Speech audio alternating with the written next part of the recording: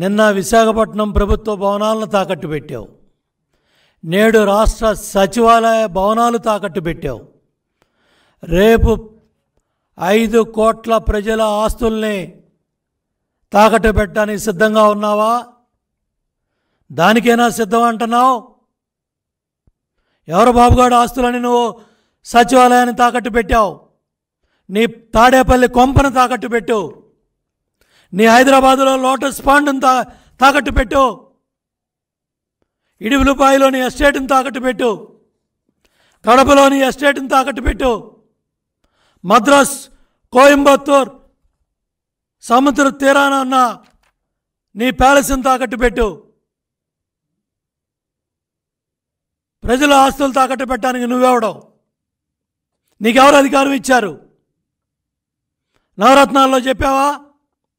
నీ మేనిఫెస్టోలో చెప్పావా?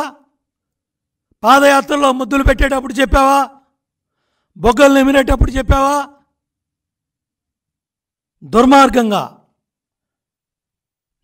మొన్న వైజాగ్లో 13 ప్రభుత్వ ఆస్తులు, భవనాలు, కాలేజీలు తాకట్టు పెట్టి 25,000 కోట్లు అప్పు తెచ్చావు.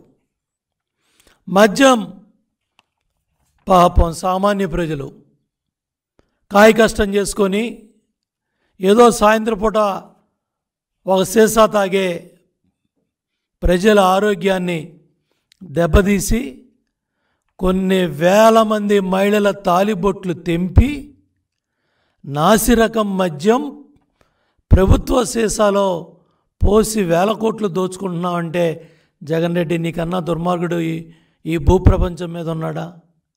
ఏం చేసుకుంటావు ఈ ఆస్తులు, ఈ కోట్లు, ఈ దోపిడీ? ఇన్ని వేల మంది ప్రాణాలు పోతా ఉంటే ఈ నాసిరకం మద్యం మీద 48,000 కోట్లు అప్పు తెచ్చావు. మద్యం తాగే వాళ్ళ మీద కూడా తాకట్టు పెట్టేశావు. వాళ్ళను కూడా తాకట్టు పెట్టి 48,000 కోట్లు అప్పు తెచ్చావు. ఆర్ఎండ్బి ఆస్తులన్నీ తాకట్టు పెట్టావు. భవనాలేంటి, స్థలాలేంటి, 7,000 కోట్లు అప్పు తెచ్చావు. ఎక్కడన్నా ఒక్క రోడ్డు బాగుందా? ఒక్క పంచాయతీరాజ్ రోడ్డు బాగుందా? ఒక్క ఆర్ఎండ్బి రోడ్డు బాగుందా? ఒక్క డొంక రోడ్డు బాగుందా? ఎన్ని వేల మంది హాస్పిటల్ పాలవుతున్నారు, ఎన్ని వందల మంది చనిపోతున్నారు. ఏమన్నా మానవత్వం ఉందా? ఏమన్నా సిగ్గుందా మీకు? ఏమన్నా బాధ్యత ఉందా మీకు? ఏ రోజున తాడేపల్లి కొంపలోంచి బయటకు వచ్చి రోడ్లు చూసావా? దుస్థితి చూసావా? ఒకసారి ఆర్ఎండ్బి రోడ్ల మీద ప్రయాణం చేయి, ఒక్కసారి పంచాయతీరాజ్ రోడ్ల మీద ప్రయాణం చేయి. మీ ప్రభుత్వం బతికేంటో తెలుస్తుంది. చివరికి చెత్త మీద కూడా పన్నేసావు. చెత్త ప్రభుత్వం అనేది. చెత్త మీద పన్నేసి దాని మీద కూడా 1000 కోట్లు సంపాదిస్తూ ఉన్నావు.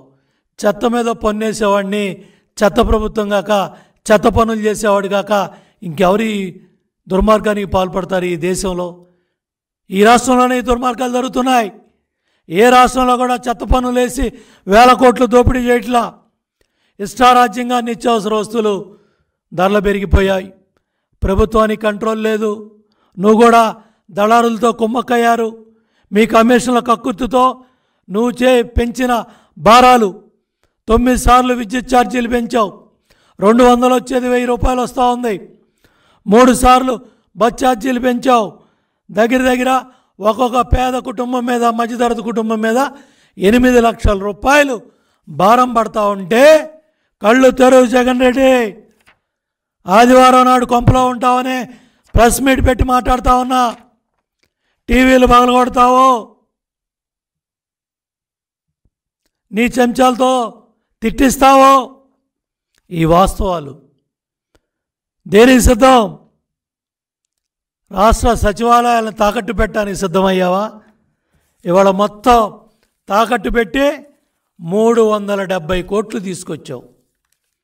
ముందు ఐసిఐసిఐ బ్యాంక్ వెళ్తే వాళ్ళు చీపో అన్నారు, కుదరదన్నారు.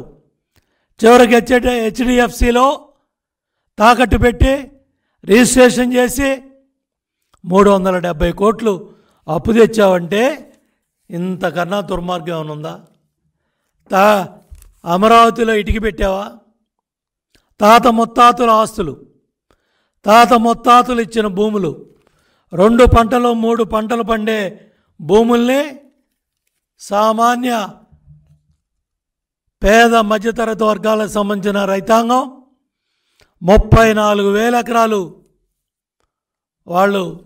వాళ్ళ ఆస్తులన్నీ కూడా రాష్ట్ర ప్రజల కోసం, రాష్ట్ర రాజధాని కోసం, ప్రజా రాజధాని కోసం, అమరావతి కోసం వాళ్ళు భూములు ఇస్తే మహానుభావుడు చంద్రబాబు నాయుడు గారు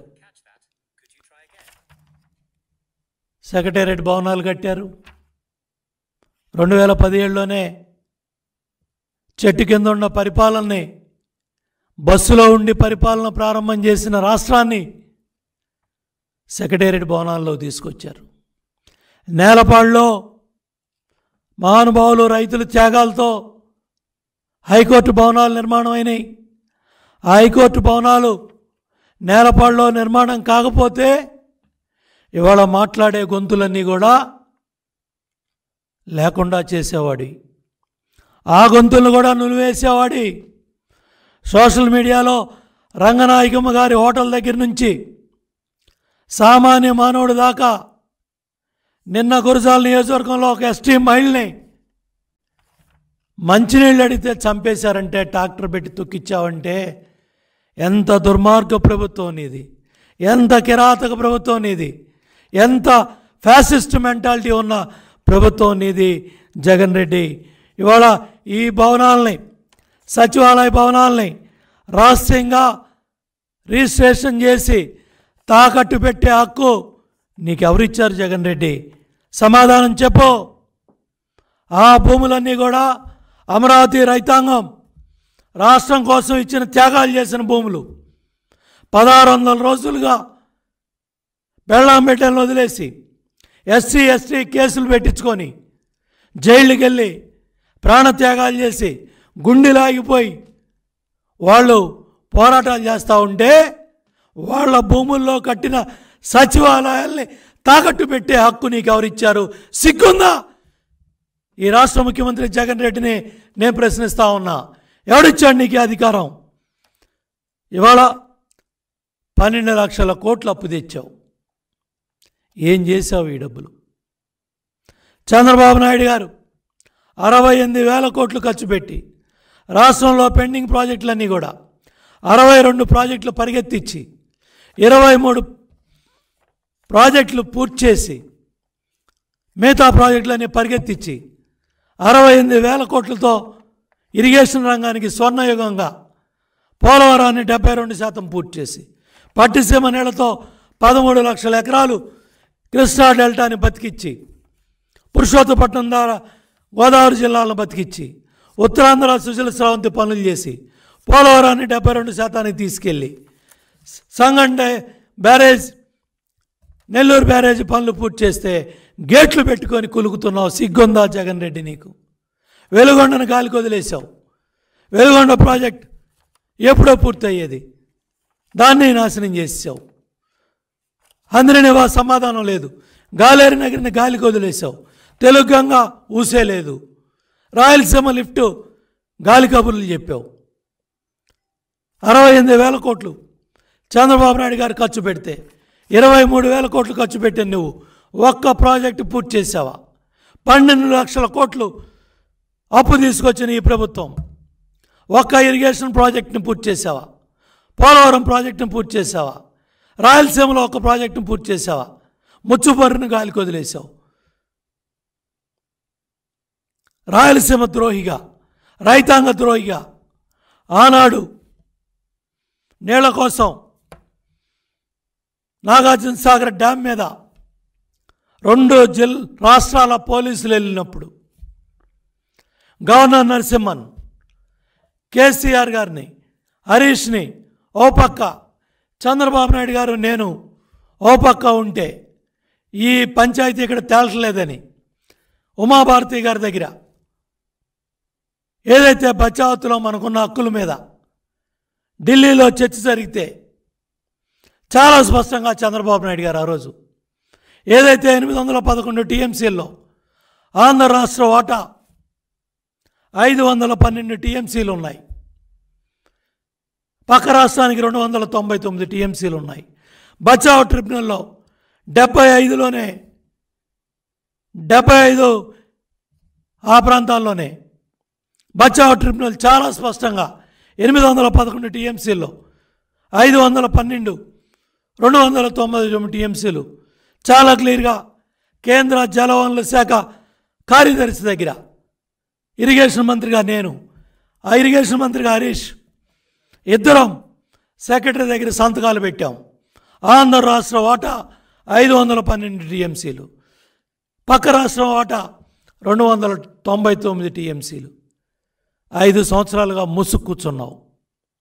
50% వాటా మాది అని పక్క రాష్ట్రం వాదిస్తూ ఉంటే హైదరాబాదులో నీ ఆస్తులు కాపాడుకోవటానికి, నీ కొంపలు కాపాడుకోవటానికి, నీ ప్యాలెస్లను కాపాడుకోవటానికి, తండ్రి హయాంలో దోచుకున్న భూముల ఆస్తులు కాపాడుకోవటానికి 50% వాటా అని వాళ్ళు బ్రిజేష్ కుమార్ ట్రిబ్యునల్ ముందు వాదనలు చేస్తూ ఉంటే, గెజిట్లు వేస్తూ ఉంటే 31 మంది ఎంపీలను పెట్టుకొని జగన్ రెడ్డి తాడేపల్లి కంపలో మూసుకు కూర్చున్నాడు.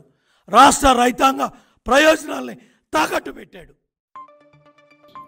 నేనొక నిజం, జరిగే యథార్థాల అగ్ని పర్వతం, జననం మరణం మధ్య జరిగే నాటకానికి నేనే సాక్షిని. సగటు మానవుని గొంతుక నేను. మీ అందరి కోసం ప్రతి గడియ పనిచేస్తూ గళం వినిపించే G9 న్యూస్.